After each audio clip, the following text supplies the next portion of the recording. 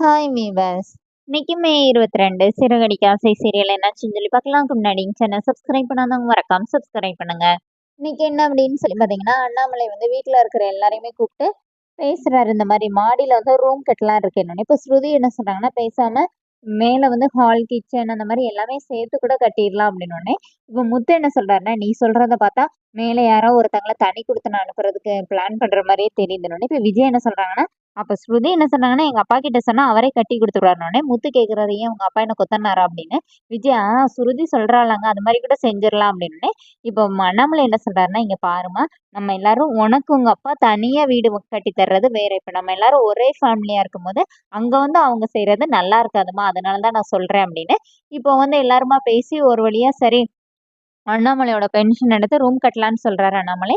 அப்ப முத்து என்ன சொல்றாருன்னா, "இல்லப்பா உங்கள நம்பி காசு வந்தா தான் உங்களுக்கு பெருமை" அப்படின்னோனே, இப்ப எல்லாருமா பேசிட்டு பாட்டி என்ன சொல்றாங்கன்னா, "சரி அப்போ முத்து சொல்றதும் கரெக்ட் தான். அதனால இப்போதைக்கு ரூம் கட்ட வேண்டாம். நான் சொல்ற மாரி செய்யுங்க.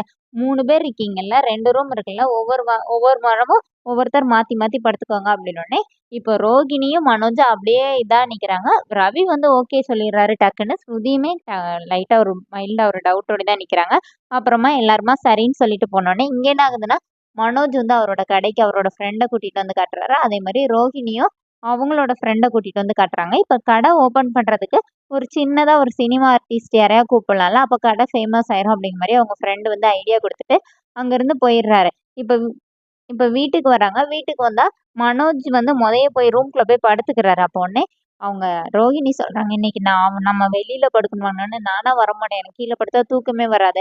வா தூங்கிரலாம்" அப்படின்னு சொல்லிட்டு இருக்கும்போதே, இப்ப இங்க மீனா வந்து பாய் விரிச்சிட்டு இருக்காங்க. அப்ப ஸ்ருதி வந்து, "நீங்க என்ன இங்க பாய் விரிச்சிட்டு இருக்கீங்க? இன்னைக்கு நீங்க உள்ள தானே தூங்கணும்னோனே." "இல்ல அவங்க வெளியில வரலல்ல, தூங்கிட்டாங்க போலன்னோனே." இப்ப முத்து சொல்றாரு, "அவன் சும்மாவே ரூம் கிடைச்சா வெளியில வரமாட்டான். இப்ப பாரு" சொல்லிட்டு கத்துறாரு.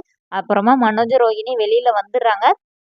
அப்ப அண்ணாமலை, "ஏன்டா கத்துற? அதான் வந்துட்டாங்கல்லன்னோனே." "நான் கத்துனனால தான்ப்பா அவங்க வந்தாங்க. இல்லாட்டி இவன் வருவானா?" அப்படின்னு சொல்லி இது பண்ணிட்டு இருக்காங்க. அதோட என்னோட எபிசோட் எண்ட் பண்ணிட்டாங்க. நாளைக்கு என்னன்னா, எல்லாரும் உட்காந்து சாப்பிட்டுட்டு இருக்கும்போது, இந்த மாரி கடை தொறக்கிறதுக்கு யார கூப்பிடுறீங்க அப்படின்னு கேட்கும்போது, இந்த மாரி சின்னதா சினிமா ஆர்டிஸ்ட் யாரையாவது கூப்பிடலாமான்னு ட்ரை பண்ணிட்டு இருக்கேன்னோனே, விஜய் அப்படி பாவமா பார்க்குறாங்க. இப்ப முத்து என்ன சொல்றாருன்னா, "ஏன்டா அவங்களெல்லாம் கூப்பிடுற?